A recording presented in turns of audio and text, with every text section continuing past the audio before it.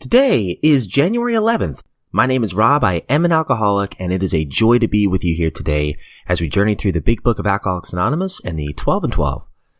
Today we will be reading There's a Solution, pages 28 through 29, finishing up that chapter.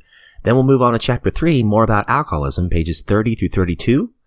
We will also be reading a couple pages of step 2 from chapter 2 of the 12 and 12. That will be pages 26 through 27. All right, let's go ahead and get right to the book today. There's a Solution, page 28.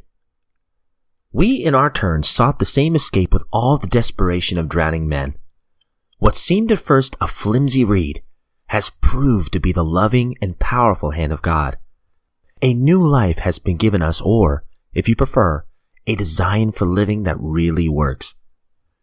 The distinguished American psychologist William James, in his book Varieties of Religious Experience, indicates a multitude of ways in which men have discovered God. We have no desire to convince anyone that there is only one way by which faith can be acquired. If what we have learned and felt and seen means anything at all, it means that all of us, whatever our race, creed, or color, are the children of a living Creator with whom we may form a relationship upon simple and understandable terms as soon as we are willing and honest enough to try. Those having religious affiliations will find here nothing disturbing to their beliefs or ceremonies. There is no friction among us over such matters. We think it no concern of ours what religious bodies our members identify themselves with as individuals. This should be an entirely personal affair, which each one decides for himself in the light of past associations or his present choice. Not all of us join religious bodies, but most of us favor such memberships. In the following chapter, there appears an explanation of alcoholism as we understand it. Then a chapter addressed to the agnostic. Many who once were in this class are now among our members. Surprisingly enough, we find such convictions no great obstacle to spiritual experience. Further on, clear-cut directions are given showing how we recovered. These are followed by 42 personal experiences. Each individual in the personal stories describes in his own language from his own point of view the way he established his relationship with God. These give a fair cross-section of our membership and a clear-cut idea of what has actually happened in their lives.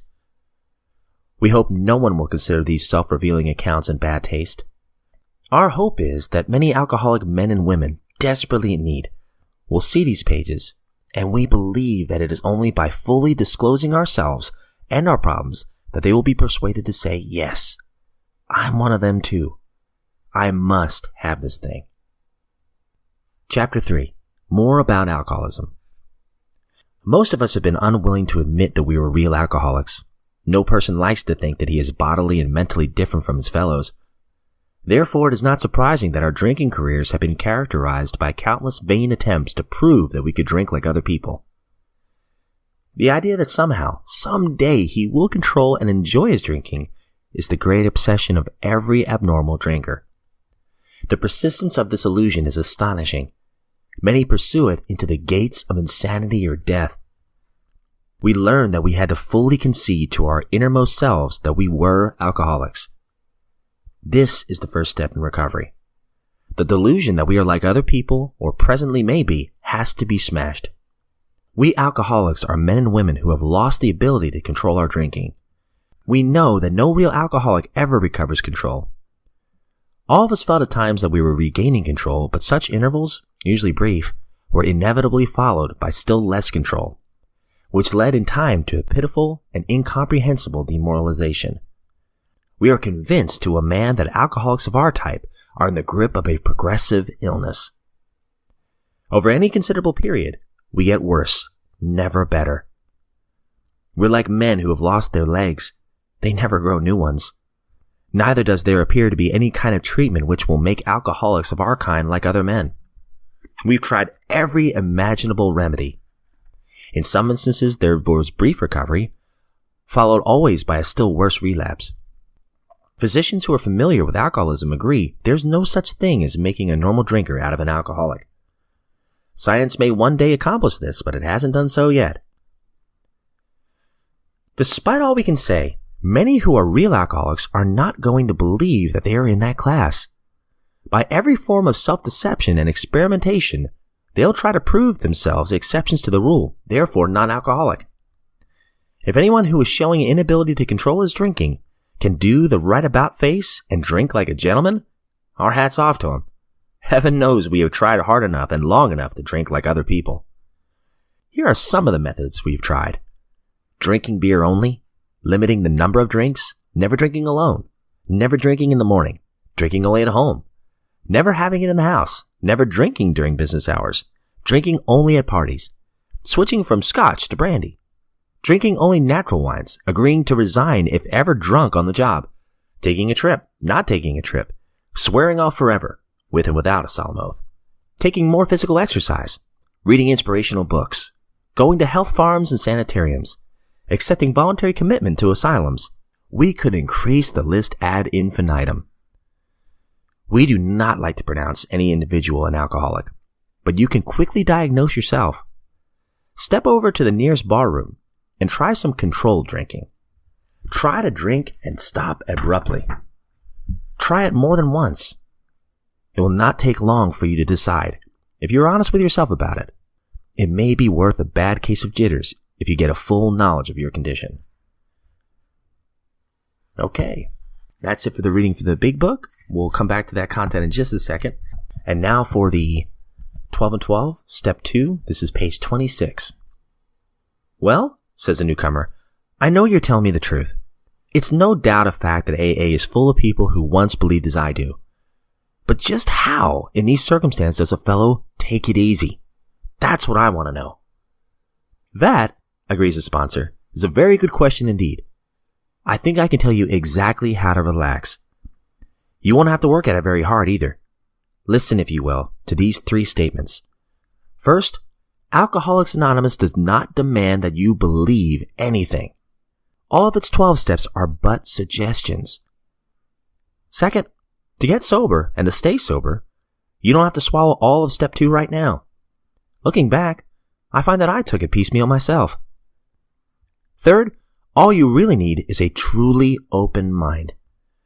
Just resign from the debating society and quit bothering yourself with such deep questions as whether it was a hen or the egg that came first. Again, I say all you need is an open mind. The sponsor continues, take for example my own case. I had a scientific schooling. Naturally, I respected, venerated, even worshipped science. As a matter of fact, I still do, all except the worship part. Time after time, my instructors held me up to the basic principle that all scientific progress, search and research again and again, always with an open mind. When I first looked at AA, my reaction was just like yours. This AA business, I thought, is totally unscientific. This I can't swallow. I simply won't consider such nonsense. But then I woke up. I had to admit that AA showed results, prodigious results. I saw that my attitude regarding these had been anything but scientific. It wasn't AA that had a closed mind. It was me. The minute I stopped arguing, I could begin to see and feel. Right there, step 2 gently and very gradually began to infiltrate my life. I can't say upon what occasion or upon what day that I came to believe in a power greater than myself, but I certainly have that belief now. To acquire it, I had only to stop fighting and to practice the rest of the AA's program as enthusiastically as I could. Alright guys, so that is the end of today's reading. Since it's fresh, I'll talk about the 12 and 12 first. I love the basic breakdown with the sponsor and his sponsee here. And he just simply says, look, you don't have to do any of this stuff. All of the 12 steps are but suggestions. And then he says, look, you don't even have to swallow all of step 2 right now. Take it slow, take it easy. You don't have to get it all figured out at first. But the big thing, the one he really repeats over and over again, was keeping a truly open mind. And that has been a recurring theme already just in the reading that we've done the last few days, is keeping that open mind, not closing your mind to new ideas, new strategies. I think that's really, really powerful. One thing I can say from personal experience is, for me, it's been a learning process.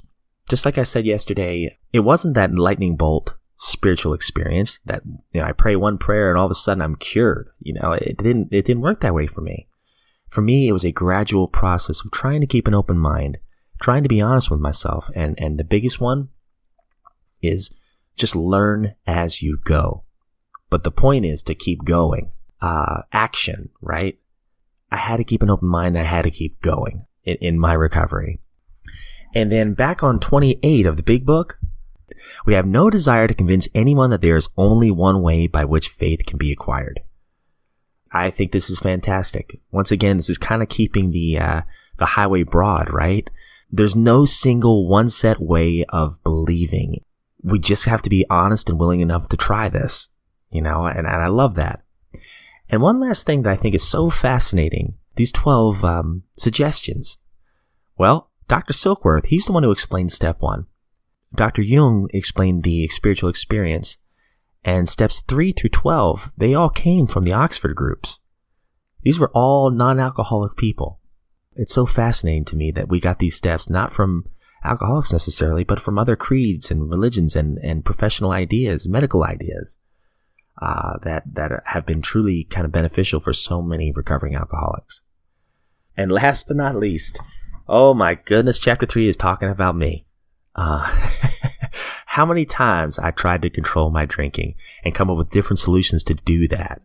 Oh my goodness, it's almost comical. So when I first read this chapter, I remember just like slapping my forehead going, yep, I wish I had read this about 10 years ago. But it is a powerful reminder that even to this day, I can still kind of wonder about it and go, well, what if I gave it another try? Maybe I'm not an alcoholic. Maybe I'm just depressed. How quickly my mind can still go there sometimes. Hence, me reading this big book here. This has been extremely beneficial for me, and I hope that it's helped at least one person out there.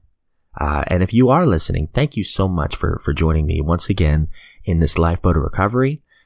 It is an honor, and I mean that sincerely. It is an honor to do this. And as I always say, or I try my best to say it at the beginning of every single episode, I am not speaking on behalf of AA or any other organization whatsoever. I'm just a guy going through 2 books that mean a lot to me in my recovery, that continue to mean a lot to me. Books that have really helped me dearly in life. And all I want to do is just carry the message. So thank you so much for joining me. I hope you all have a great day, and we will see you back here tomorrow.